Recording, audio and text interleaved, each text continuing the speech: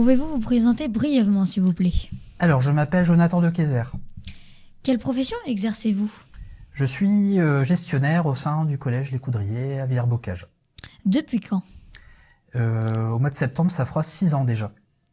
D'accord. Qu'avez-vous fait avant ce métier? Alors, j'ai travaillé dans le secteur associatif, j'ai travaillé en Maison de l'Emploi, donc qui est une grosse association qui est en charge des politiques d'emploi sur un secteur géographique. D'accord. En quoi consiste votre métier?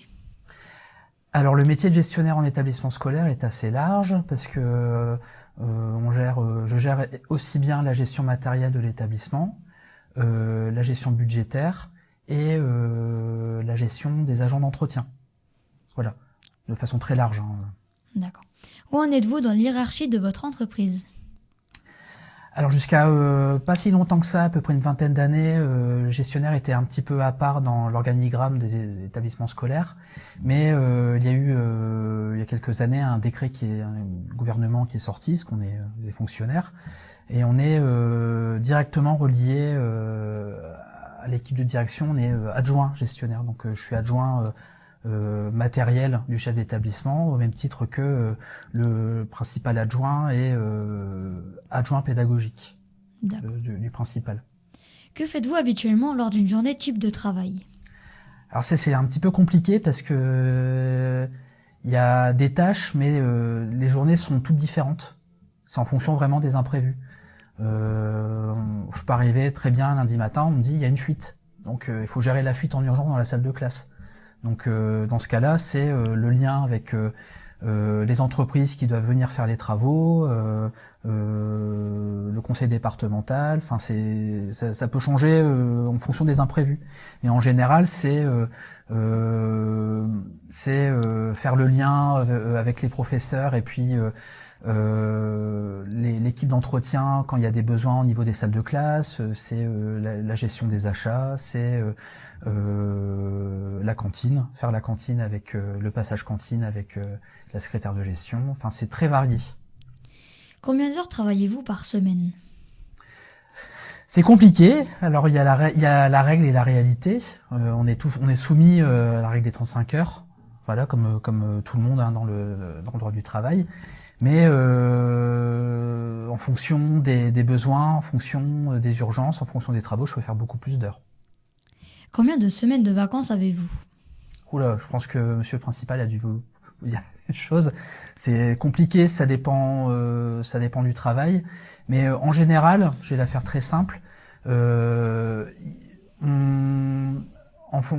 fait, on a ce qu'on appelle les services vacances. C'est-à-dire que à chaque vacances scolaires, on travaille quelques jours en fait, donc les permanences administratives. Donc on a un peu moins de vacances que vous. D'accord.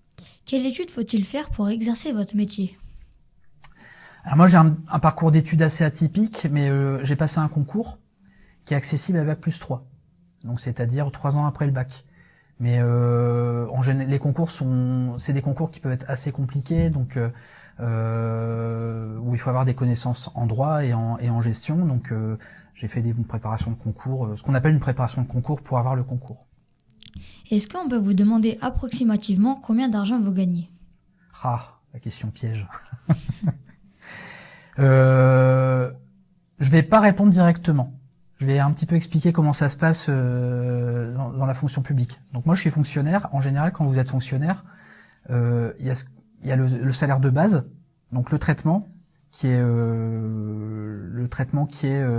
la caractéristique de ce qu'on gagne en fonction du grade de fonctionnaire. Donc moi à peu près c'est 1400 €. Et ensuite vous avez toutes les primes. Voilà. Et en fait ici il y a une prime, la prime qu'on touche, c'est parce que c'est un établissement qui est relativement gros. Voilà, gros établissement.